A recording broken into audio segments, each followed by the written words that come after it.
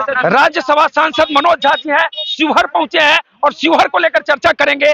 क्या कहेंगे सर, शिवहर पहुंचे हैं, क्या लग रहा है? देखिए, शिवहर में मैं जो स्पष्ट तौर पे देख रहा हूँ कि लोगों ने चुनाव अपने हाथ में ले लिया। अब ये प्रत्याशी को प्रचार करने की उतनी जरूरत नहीं पड़ रही है। पटना में भी हमें ये फीडबैक मिल रहा था, दिल्ली तक फीडबैक जा रहा है, लेकिन यकीन दिलाते हैं कि जब किसी भी क्षेत्र में जनता अपने हाथ में चुनाव ले लेती है तो चुनाव का परिणाम 4 जून तक का इंतजार नहीं करता। सर, ठाकुर के कुआं को लेकर बड़ी बवाल मचा था सर, कड़वे सवाल मेरे हैं, क्या आप ब्राह्मण हैं सर? देखिए, मैं सबसे पहले तो एक नागरिक हूं, जन्म ब्राह्मण परिवार में हुआ, लेकिन इस किताब के तहत जीता हूं, इसी किताब के तहत बोलता हूं। इसे भारत का संविधान कहते हैं। लड़ाई पूर्णतः इसी की है। जो बातें गैर बराबरी की बात अगर हम करते हैं तो कहां से सीखा है? इस किताब से सीखा है। सबको बराबर ट्रीट किया जाए, ये सीढ़ीनुमा जो जाति व्यवस्था है ना, उसके खिलाफ ये संविधान है। तो मुझे स्पष्ट तौर पे ये कहना है कि आप अपने वैचारिकता को जितना मजबूत कीजिएगा, संविधान सम्मत राजनीति उतनी ही मजबूत होगी। ठाकुर के कुआं के मामले के समय ब्राह्मण समाज के यही युवा लड़के हैं आपके साथ खड़े हो गए थे, लेकिन कहा जाता है कि आप ईडब्ल्यूएस का विरोध भी किए। अगर आप उस वीडियो को मैं जानता हूं, देख लीजिएगा, ईडब्ल्यूएस के विरोध वाला तथाकथित। मैंने जो कहा था ना, मैंने कहा था कि मंडल कमीशन के वक्त में दस्तावेज आए, डॉक्यूमेंट हुआ, ईडब्ल्यूएस में भी वो आना चाहिए था।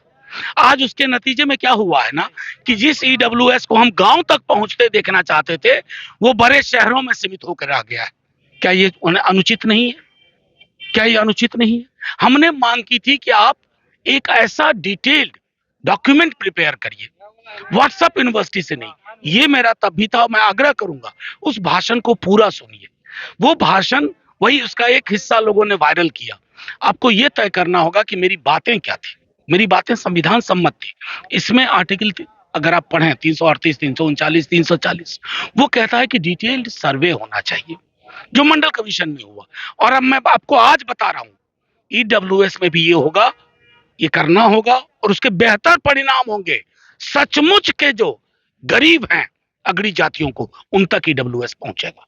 लगातार ब्राह्मण समाज को लेकर कहा जाता है, राजद भी कह रही है माई बाप की पार्टी है, मगर 23 सीटों में एक भी ब्राह्मणों को टिकट नहीं दिया गया। नवनीत कुमार झा शिवहर में राजद के बड़े चेहरे हैं, राजद को उन्होंने मजबूत किया, लेकिन पिछले 2020 विधानसभा चुनाव के समय राजद से टिकट काट दिया गया। लगातार तैयारी चल रही थी ना, आप देखते रहिए ना, मैं आपको यकीन दिलाता हूं, हर लोकसभा विधानसभा के कुछ चैलेंजेस होते हैं, चुनौतियां होती हैं, लेकिन नवनीत अगर मेरे साथ है और नवनीत को मंच पे खुद नेता ने शामिल कराया है ना, तो थोड़ा इंतजार करिए, बेहतर परिणाम दिखे। 23 सीट में एक भी ब्राह्मणों को टिकट नहीं मिला, ब्राह्मण समाज नाराज है राजद से, कहा जाता है। ब्राह्मण समाज की सारी नाराजगी दूर होगी।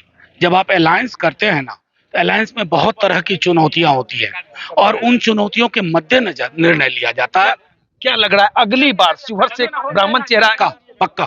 चलिए इस वीडियो को हम समाप्त करते हैं। राजद के राज्यसभा सांसद मनोज झा जी थे और इन्होंने कहा है कि ब्राह्मणों को फिर से मौका दिया जाएगा। तो चलिए इस वीडियो पर आपकी क्या प्रतिक्रिया कमेंट करके बता सकते हैं। देखते रहिए स्टार बिहार न्यूज। बहुत बहुत धन्यवाद।